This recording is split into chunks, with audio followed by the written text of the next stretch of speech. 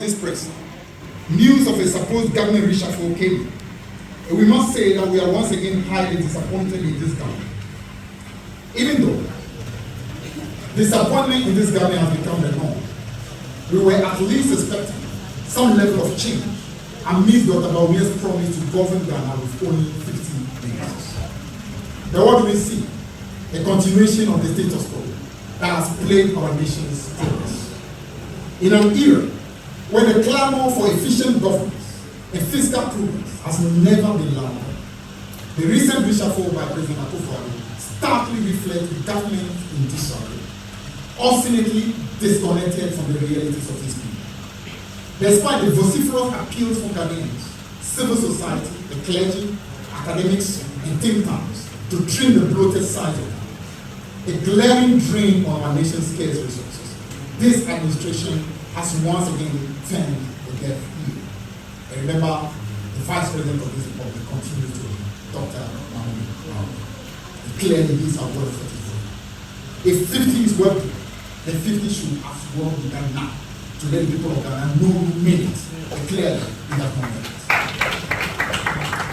Now, the insistence on maintaining a government apparatus comprising so many ministers is not only a slap in the face of the Ghanaian taxpayer, but is testament to an entrenched culture of profligacy, cronyism, and a disturbing myopic view of governance.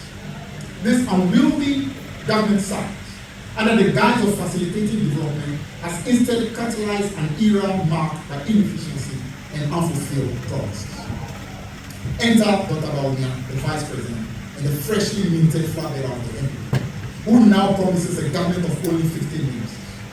This plays starkly contrasts the current administration's excesses and rings hollow in the face of his long-standing defense of this government project.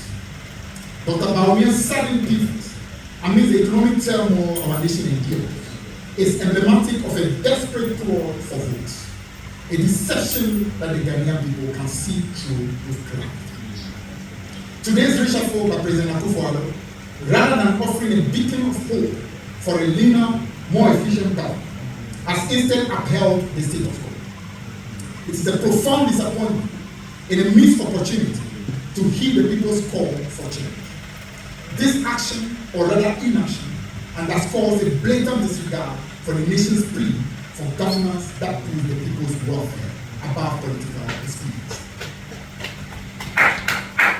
It's happening to witness the recycling of ministers who, over the past 7 years, have demonstrated a stark inability to propel our nation forward.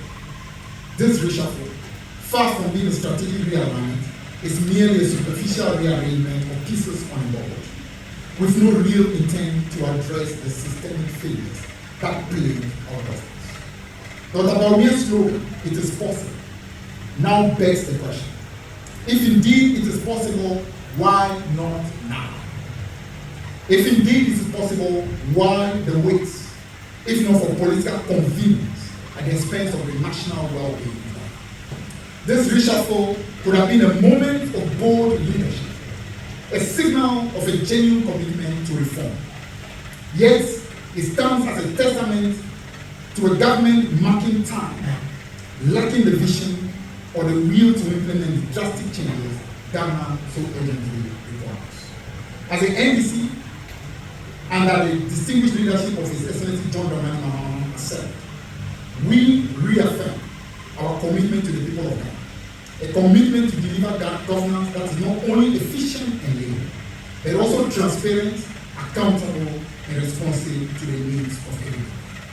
When John Dramani Mahama says 60 ministers alone, you can virtually take that to the bank. It's as good as gold. When Bawumia says 50, you just remember exactly the litany of lies and disappointment, and the fact that he's part of this government that today simply cannot even demonstrate that 50 now. The December 7th election presents an opportunity for the people of Ghana to voice their verdict on this administration's failures. It is a chance to embrace a future under a leader who not only understands the gravity of the challenges we face, but possesses the proven track record, the integrity, and the vision to overcome them.